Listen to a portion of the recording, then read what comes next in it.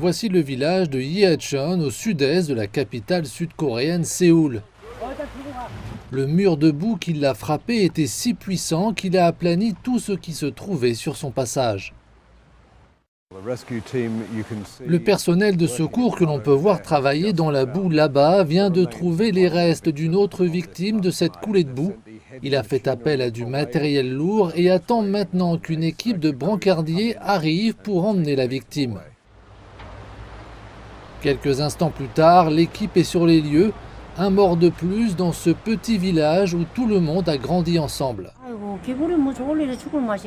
Je ne me sens pas bien, je me sens comme la mort, je me force à marcher, je me force à manger, je me force à vivre. Les habitants se rassemblent dans un centre communautaire voisin, à l'intérieur l'image d'une époque plus heureuse.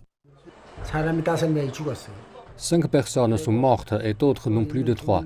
Nous nous rassemblons ici parce que nous devons manger et dormir. Les services d'urgence ainsi que des organisations bénévoles se sont rassemblés dans ce village pour aider à retrouver les personnes toujours portées disparues.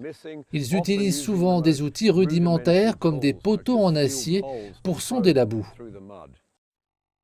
Le centre communautaire sert de base aux sauveteurs qui doivent parcourir à pied l'étendue ravagée jusqu'au village supérieur.